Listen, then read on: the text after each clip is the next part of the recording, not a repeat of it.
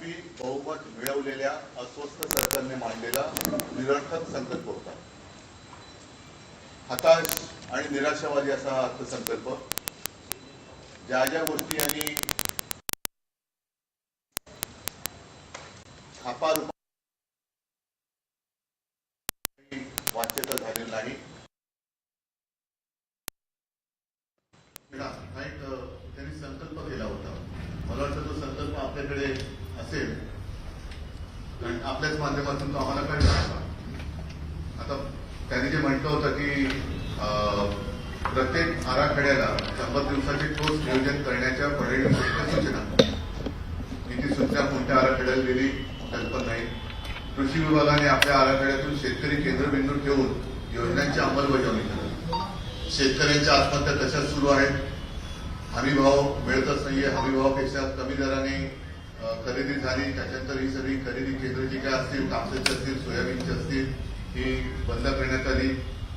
One विभाग आहे, परदेशी विद्यापीठांना महाराष्ट्रात आकर्षित करण्याचं काय काय होतं, या सगळ्या 100 दिवसातल्या आराखड्यापैकी एकही गोष्ट मला नाही वाटत या अर्थसंकल्पामध्ये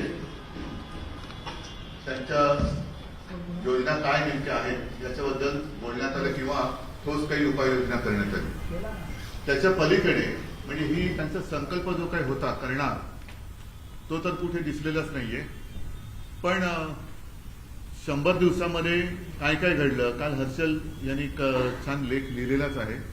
पण एकूण महायुतीचं सरकार सत्तेत आल्यानंतर एक बीडच्या सरपंचांची हत्या झाली, त्याच्यानंतर सोमनाथ सूर्यवंशी यांची हत्या झाली, स्वारगेट बलात्कार प्रकरण गाजलं, रोज भ्रष्टाचाराची प्रकरणं बाहेर येतात आणि त्याच्याबद्दल कुठेही हे म्हणजे मुंबईचा रस्ता घोटाळा आपल्या माध्यमातून सुद्धा हा जनतेसमोर आलेला आहे। म्हणजे संपूर्ण मुंबईमध्ये खोदकाम केले गेलेलं आहे। मोबिलिटी ऍडव्हान्स तो काय आहे, तो दिला गेलाय, कोणाला दिलाय, किती दिलाय, त्याचं पुढे काय झालं याच्याबद्दल बैठक जरूर झाली अध्यक्षांच्या दालनामध्ये।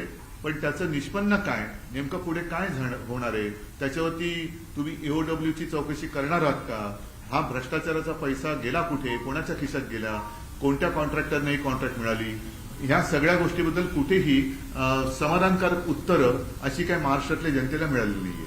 बरं, कर्जमाफी करणार होते त्याच्याबद्दल कुठे वाच्यता नाही, लाडक्या बहिणीला 2100 रुपये देणार होते त्याच्याबद्दल कुठेही वाच्यता नाही, कधी देणार, काय देणार याच्याबद्दल कुठे काही नाही।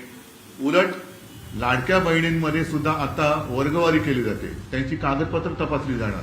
म्हणजे तुम्ही मतं घेताना सरळ जे काय करायचं ते केलं आणि आता माझ्या बहिणींना तुम्ही ह्या तपासणी करणार, तुमची कागदपत्र तपासा, म्हणजे त्याच्यापेक्षा नको ती योजना असं म्हणण्याची वेळ या बहिणींवरती येते की काय, अशी परिस्थिती निर्माण झालेली आहे। त्याच्यानंतर कोरटकर सापडला, पण किती दिवस आत राहिले आणि त्याला शिक्षा काय होईल याच्याबद्दल काही नाहीये। सोलापूरकर अजूनही मस्तीमध्ये फिरतोच आहे, त्याच्याबद्दल कुठे वाच्यता नाहीये।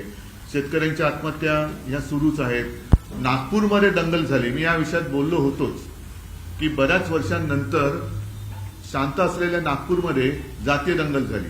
खरं म्हणजे आम्हाला आता असा संशय येतोय की एकूणच मुख्यमंत्री सगळ्यांना सावरण्याचा प्रयत्न करतायत केविलवाणं, तारेवरची कसरत त्यांना करायला लागते।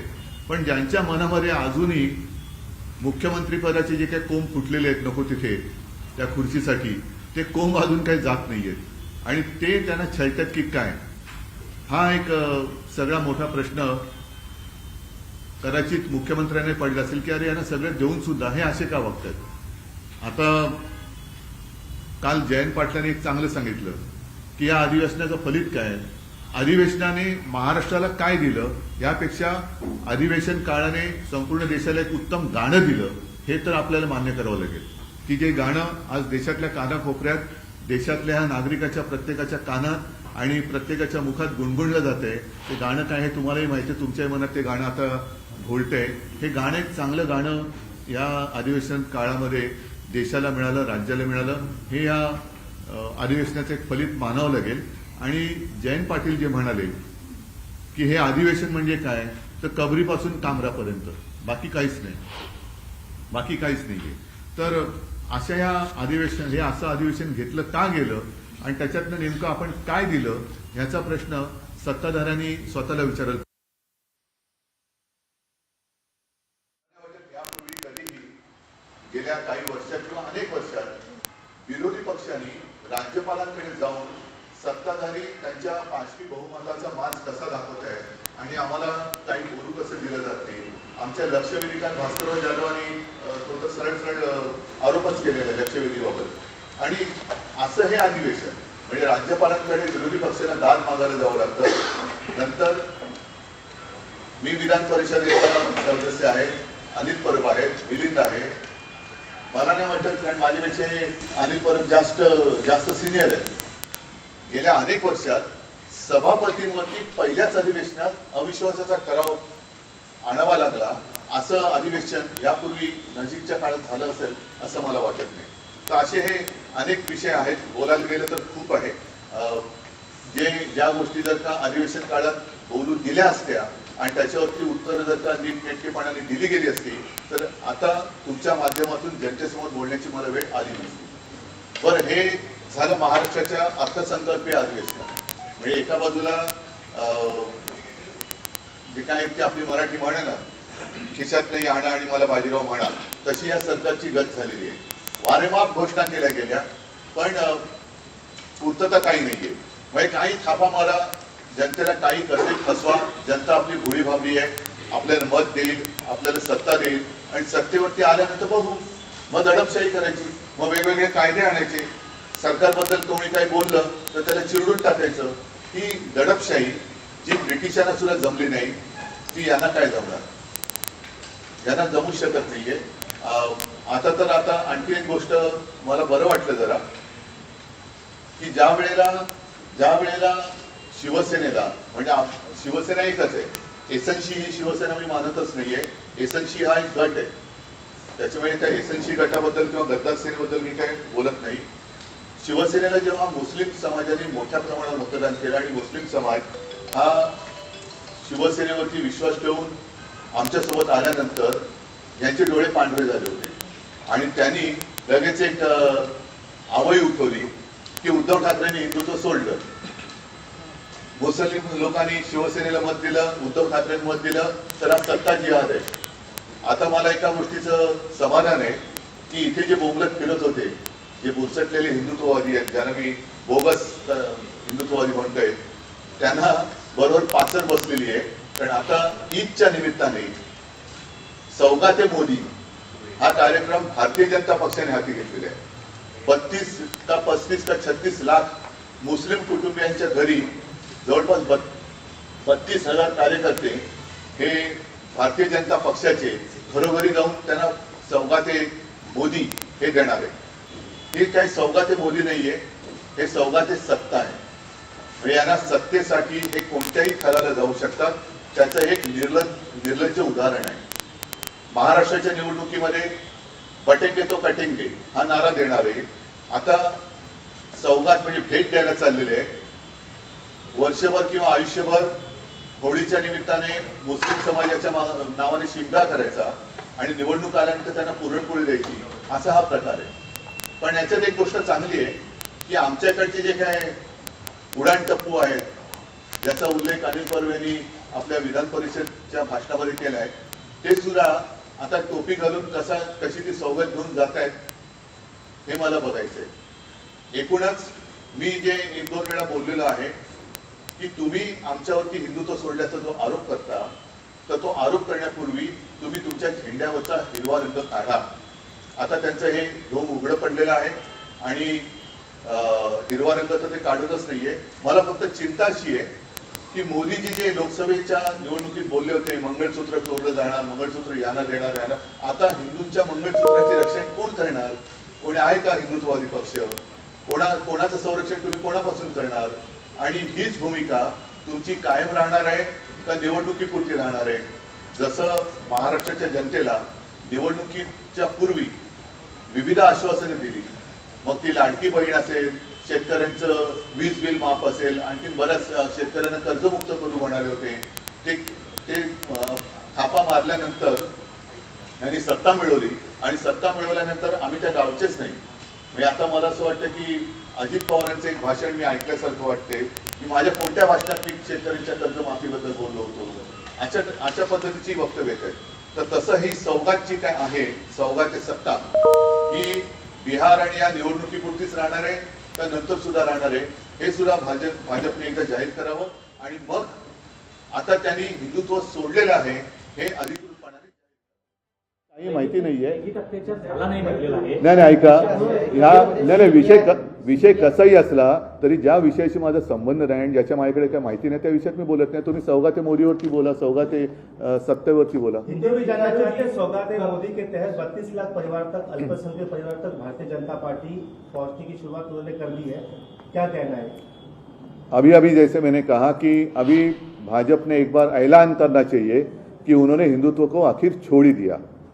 फिर इतने दिन इतने सालों तक जो हिंदू मुस्लिम उन्होंने लड़ाई और कुछ लोगों की तो जान भी गई, बुलडोजर चलाए गए, तो उनके घर पर ये सौगात लेके कौन जाने वाला है ये भी उन्होंने वो भी जाहिर करना चाहिए. प्रकाश आंबेडकर जी ने कहा है कि सौगाती सत्ता आपने कहा, हिंदी में बताइए कि सौगाती सत्ता आपने कहा कि आपके ऊपर सवाल गिराए जाते थे, लेकिन नहीं, जब मुझे मतलब जो मेरी शिवसेना एक ही है, दूसरी है वो गद्दार सेना है, उसको शिवसेना मानने की कोई आवश्यकता नहीं है. तो जब क्या सौगात सत्ता नहीं तो दूसरा क्या है, ये सत्ता पाने के लिए कुछ भी कर सकते हैं और इसका एक उदाहरण है. सौगाते मोदी, लहू में भीगी हुए सौगाते मोदी और 100 चूहे खा के बिल्ली चली हज को, ये प्रकाश आंबेडकर ने कहा है. तो उन्होंने कहा, मैंने आज जो कहा मुझे कहना तो मैंने कहा. सर, आनंदाचा शिधा वाटला जायचा, सणासुदीला आनंदाचा शिधा वाटला जायचा, तो बंद करण्यात आला आणि सौगाते मोदी दिला. नाही, माझं मत आता असं आहे की आता हनुमान जयंती येते, मग रामनवमी येईल, मग त्यावेळेला भाजपचा बहुसंख्याक सेल असा काही आहे का, जसा अल्पसंख्य सेल आहे तसा बहुसंख्याक सेल जर असेल तर त्या सेलमध्ये म्हणजे बॅटरीमध्ये काही पॉवर राहिली असेल तर ते काही वाटणार आहेत का. कारण ही भाजपाकडनं भेट जाते, भाजपाकडे जो पैसा आहे त्या पैशातनी ही भेट जाते आहे. आणि मग तसं त्यांनी सांगितलं की बैसाखीला हे वाटणार आहेत, चांगली गोष्ट आहे, ईस्टरला वाटणार आहेत, खूप चांगली गोष्ट आहे. हे सौगाते मोदी म्हणजे ईदच्या निमित्ताने भेट देतात ही सुद्धा चांगली गोष्ट आहे.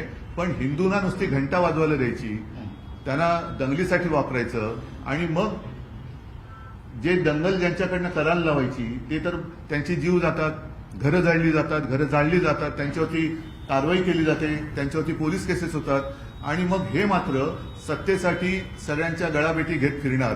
आता असं मी ऐकलं की आता नुकतंच जी काय दिल्लीची निवडणूक झाली त्याच्यानंतर दिल्लीमध्ये बऱ्याच वर्षानंतर भाजपची सत्ता आली, तिथल्या मुख्यमंत्र्यांनी सुद्धा इफ्तार पार्टी वगैरे केली असं मी ऐकलं. खरं खोटं मी काय बघितलं नाही.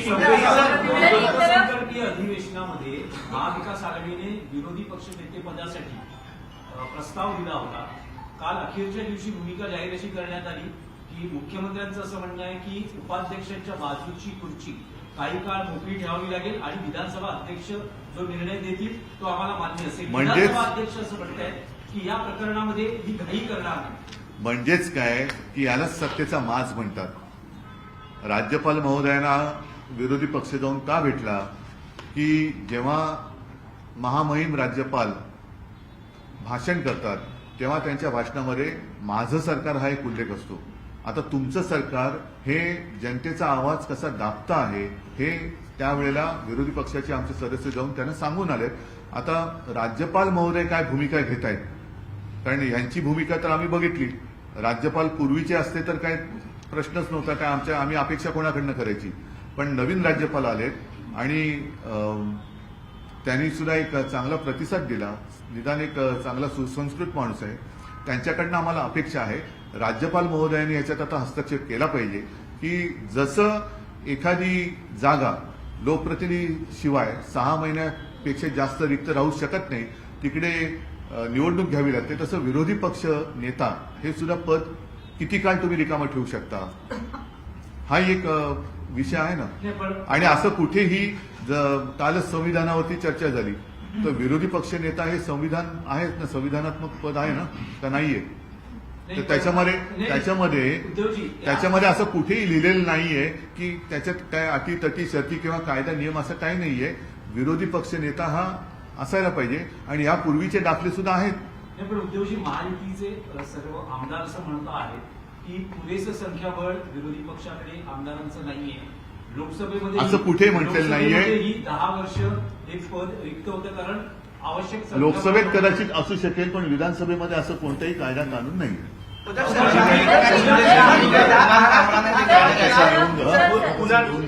हा आणि एक मिनिट, जर संख्याबळाचं जर का काही असलं त्यांच्या वेगळ्या संविधानात तर त्यांनी तसं लिहून द्यावं.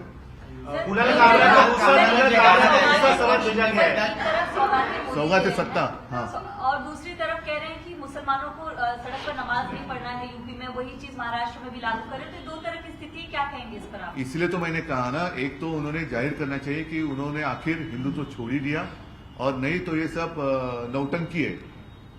ये तो नौटंकी है सिर्फ सत्ता हासिल करने के लिए. जैसे अभी बिहार की इलेक्शन आ रही है, उनके साथ नीतीश कुमार है, तो क्या जवाब देंगे वो? नीतीश वहां बिहार में करके दिखाओ ना. एक तो उनको आप सौगात दे दो, नहीं तो बिहार में भी कहो कि हम नमाज नहीं पढ़ने की, कुछ तो करो.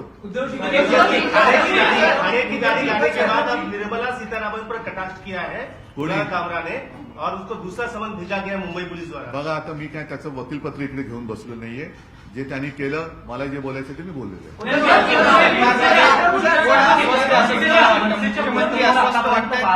यांचा कधी फोटो नव्हता या गुढीपाडव्याच्या मेळाव्याला मात्र ठाकरेंचा सर्वांना बाळासाहेबांच्या नेतृत्वाखेरीज दुसरा पर्याय नाही हेच त्यातून दिसतंय. आणि जर आता महाराष्ट्र जिंकायचं असेल तसं जसं गेल्या वेळेला ह्या गद्दारांनी सुद्धा बाळासाहेबांचा फोटो वापरला, तसं सगळ्यांनाच बाळासाहेबांचा फोटो वापरण्याखेरीज काय पर्यायच राहील. पुढच्या काळात राज्य सरकार कुणाल कामरांच्या त्या एकूण विडंबन गीतामुळे जो काही वाद निर्माण झाला, कदाचित महाराष्ट्रात असे कार्यक्रम सादर करण्यास त्यांना मज्जाव केला जाऊ शकतो अशा काळात. आणि तसंच जेव्हा ते मुंबईत येतील त्यांना चौकशीला सामोरं जाऊन लागू शकतं. शिवसेनेच्या कार्यकर्त्यांना त्यांना तोंड द्यावं लागू शकतं. तर अशा वेळेस शिवसेना युबीटी कुणाल कामरांच्या शिवसेना युबीटी नाही, शिवसेना एकच आहे. दुसरी ती गद्दार सेना आहे. मी उघड उघड म्हणतोय ती गद्दारांची सेना आहे. तिला आणि तिकडे जी काही तोडफोड झाली त्याच्यात शिवसेनेशी काडीचाही संबंध नाही. ती गद्दार एसनशी सेना आहे. या एसनशी सेनेने ह्या सगळ्या गोष्टी बरं. मुख्यमंत्र्यांनी बचाव कोणाचा केला? ज्याचं नाव नाही घेतलं त्याचा, पण ज्याचं नाव घेतलं त्याच्याबद्दल कोणीच काही म्हटलेलं नाहीये. निर्मला सीतारामन का भी नाम लिया है. तर त्याच्यामुळे एसनशी जे काय आहे, एसनशी त्यांनी काय करायचं ते करू दे, ती गद्दार सेना आहे. पण एसनशीची बदनामी झाली असं जर तुम्हाला वाटत असेल तर याचा अर्थ एसनशी गद्दार आहे. नाही, पण माझा प्रश्न स्पेसिफिक असा आहे की कुणाल कामरांच्या बरोबर उद्धवजी एक मिनिट थांब. काही पाखंडांना समोर करून काही शिखंडी आपले विषय साध्य करतायत आणि बदनामी करतायत. त्यांनी समोर येऊन अहो सत्य हे सत्यच असतं. इतके वर्ष अख्खी गावागावात 50 होते एकदम ओके. हे गावकरी त्यांच्या बैल पोळ्याच्या निमित्ताने बैलावरती पण लिहिलेलं होतं त्यांनी. मागे उभं राहणार तुम्ही किंवा तुमचा पक्ष? मी आता जे बोललो ते फार महत्वाचं आहे. ते हे करतील. एक तर हा निरर्थक संकल्प ज्यातनं महाराष्ट्राला काही मिळालेलं नाहीये. स्वतः मी म्हटलं जसं 5वी बहुमत मिळवलेलं अस्वस्थ सरकार आहे. आणि त्याच्यानंतर सौगाते सत्ता हा देशासमोरचा सगळ्यात मोठा प्रश्न आहे. बाकी गद्दार फडतूस प्रश्न आहेत. तर सौगाते सत्ता या निमित्ताने भारतीय जनता पक्ष जाहीर करणार का की त्यांनी हिंदुत्व सोडलेलं आहे. आणि ते जे काय करतायत हा सुद्धा मग सत्ता जिहाद आम्ही मानायचा का, याच्याबद्दल त्यांनी म्हटलं पाहिजे. आणि मग तसं जर ते म्हणणार नसतील तर तुम्ही कोणत्या तोंडाने आमच्यावरती हिंदुत्व सोडल्याचे आरोप करताय? आम्ही तर आमच्या कामाने आणि आमच्या कर्तृत्वाने जर का समाजाची मतं, मुस्लिम समाजाची मतं आम्ही मिळवत असू, इतर समाजाची मतं मिळवत असू तर तुमच्या पोटात दुखायचं कारण काय? म्हणजे आजपर्यंत तुम्ही धार्मिक विष पेरत आला. आता ज्या धर्मामध्ये तुम्ही विष पेरलं त्या धर्मामध्येच तुम्ही घरोघरी जाऊन अन्नपदार्थ देताय. तर काय तुमचं नेमकं काय? तुम्हाला त्यांना विष द्यायचंय का अन्न द्यायचंय हे तरी एकदा सांगा. खुर्चीसाठी कोंब फुटले, काही जणांना तुम्ही म्हणाला ते तुम्ही बघू शकता ज्यांच्या फुटल्यात, मी कसं सांगू. आयाराम गैराम संस्कृतीमध्ये महाराष्ट्र हा सगळ्यात पुढे आहे, इतर सर्व राज्यांना मागे टाकलेलं आहे. हे म्हणूनच आता काय बोलायचं की सुप्रीम कोर्टाचा पूर्ण आदर ठेवून ते म्हणजे खूप चांगली झाडाझडती खूप घेतात, जसं चंद्रचूड साहेब सुद्धा होते. पण नंतर काय झालं तुम्ही बघितलं. त्याच्यामुळे जोपर्यंत निकाल लागत नाही आणि सुप्रीम कोर्ट हे बघतंय, म्हणजे सुप्रीम कोर्ट हे नोंदवतंय, तर माझी विनंती आहे की सुप्रीम कोर्टाने आता लवकरात लवकर आमच्या बाबत सुद्धा जो काही निकाल आहे, कारण निकाल तर लागला पाहिजे, काही असेल तो असेल, सत्याला स्मरून सत्यमेव जयते जे आहे त्यानुसार निकाला लागलाच पाहिजे. आणि सुप्रीम कोर्टाने जर का याची दखल घेतली असेल आयाराम गयारामची, तर त्या आता आयाराम गयारामची मंदिरं बांधली जात आहेत सत्तापद देऊन, ती मंदिरं तोडली पाहिजे. प्रशांत महिनाभरानंतर अटक होते, त्याची कबुली दिली आहे की मीच फोन केला होता इंद्रजित सावंत यांना. एक महिनाभर लागतो, कृष्णा आंधळे अजून त्याच्याकडनं एक निबंध लिहून घेतील आणि सोडतील. वाटतं तुम्हाला त्यांना सोडून देतील? सोडतील, बघा तुम्ही. अजूनही आता मला माहिती नाही, कारण काही बातम्या आपण विसरून जातो.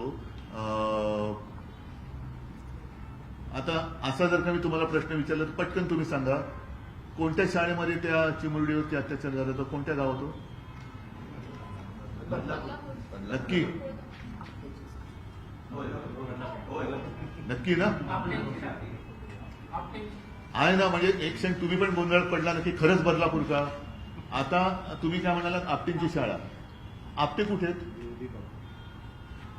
आपटे कुठे आहेत. तेव्हा जे काही ताहूर उठलं होतं अक्षय शिंदेच्या एन्काउंटर नंतर की हे तुम्ही कोणाला वाचवण्यासाठी केलेत का, तर आज ते संचालक कुठे आहेत, त्यांच्याबद्दल कोणीच काय बोलत नाहीये.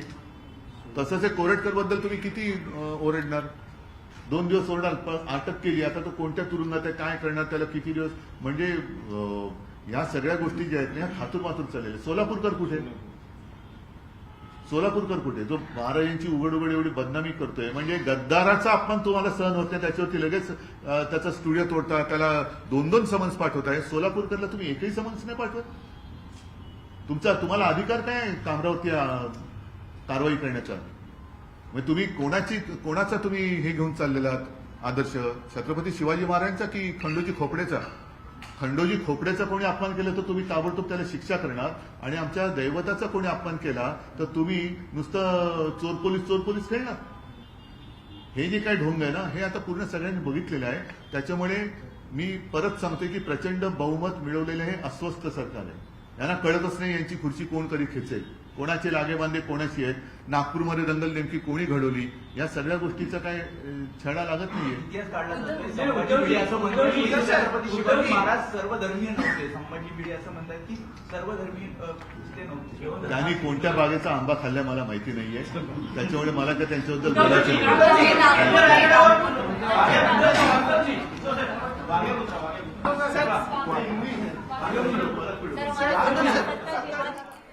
शिवसेना उद्धव बाळासाहेब ठाकरे पक्षाचे सर्व उद्धव ठाकरे यांची पत्रकार परिषद. मिलिंद नार्वेकर सुद्धा या पत्रकार परिषदेला उपस्थित होते. सरकारवर घणाघात करण्यात आलेला आहे. वेगवेगळ्या विषयांना घेऊन हा घणाघात उद्धव ठाकरेंनी केलेला आहे सरकारवर. वेगवेगळे जे आत्ता मुद्दे, मग तो बीडचा मुद्दा असो, प्रशांत कोरटकरचा मुद्दा असो, बलात्कार प्रकरण जे बदलापुरातलं घडलं त्याचा मुद्दा असो, या वेळी आरोपींना वाचवण्याचं काम सरकार करत आहे असा उद्धव ठाकरेंनी आरोप केला. आयाराम गैरामांची मंदिरं बांधली जात आहेत असं त्याबद्दल इतिहास तज्ञांचं मत घेणं गरजेचं आहे. आणि काहीतरी कमिटी नेमा, काय वाटेल ते करा, ठेवायची ते ठेवा, उकडायची ते उकडा, परंतु त्याच्यावरनं एवढी पेटवापेटवी करण्याच्या आधी अरबी समुद्रातल्या शिवछत्रपतींच्या स्मारकाबद्दल एवढे कोण उठत का नाहीत हा प्रश्न माझ्या मनाला पडलेला आहे. संपूर्ण राज्यांनी सत्ताधाऱ्यांनी विचारलं पाहिजे की हे कुत्र्याच्या समाध्या वगैरे ह्याच्यावरनं भांडण्यापेक्षा छत्रपतींच्या स्मारकाचं ज्याचं जलपूजन पंतप्रधान नरेंद्र मोदी यांच्या हस्ते झालेलं आहे, ज्याला मी सुद्धा उपस्थित होतो, त्या जलपूजनाचं काय करायचं. त्या स्मारकावरती पाणी सोडले तुम्ही, छत्रपतींचं स्मारक कधी करणार हा प्रश्न कोणी कोणाला विचारत का नाहीये? मोदींना तुम्ही काही स्मरण वगैरे करून देणार आहात? मी कोण बाबा मोदींना स्मरण करून देणार? पत्र पाठवणार नाही, आता हे परत आहे की छत्रपतींच्या स्मारकाबद्दल स्मरण करून द्यावं लागतं, हे याच्यासारखं दुर्दैव काय? आणि हे काय कोणाला हिंदुत्व शिकवत आहे? नाही, आता तुमच्या लक्षात आलं असेल की ज्यांना छत्रपतींच्या स्मारकाबद्दल काय पडलेलं नाहीये ते सोलापूरकर आणि कोरटकरला काय अटक करणार? कोश्यारीनं काय कारवाई करणार? कोश्यारींवर उधर सर आपने सत्ता की हाथ का जिक्र किया, सत्ता जिहाद नहीं, सौगात है सत्ता। अच्छा, इसका उधर डिटेल दूसरे लिख के आएंगे नहीं? घर घर जाकर अनाज दे रहे हैं। घर घर में आज तक वो जहर दे रहे थे, अब जाके अनाज दे रहे हैं, अच्छी बात है। लेकिन भाजपा ने अभी ऐलान करना चाहिए कि उन्होंने आखिरकार हिंदुत्व छोड़ ही दिया और अब उनको कोई अधिकार नहीं रहा जो मेरे ऊपर आरोप लगाते हैं या मेरी आलोचना करते थे कि उद्धव ठाकरे ने हिंदुत्व छोड़ा, भाजपा को कोई अधिकार नहीं रहा है। आखिरकार उन्होंने भी हिंदुत्व छोड़ दिया है, तो आगे जाकर देखते क्या सर विधानसभा लोकसभा चुनाव में नारा था एक है तो सेफ है, और अभी एक है तो सेफ है, बटेंगे तो कटेंगे, आपका मंगलसूत्र चुराएंगे।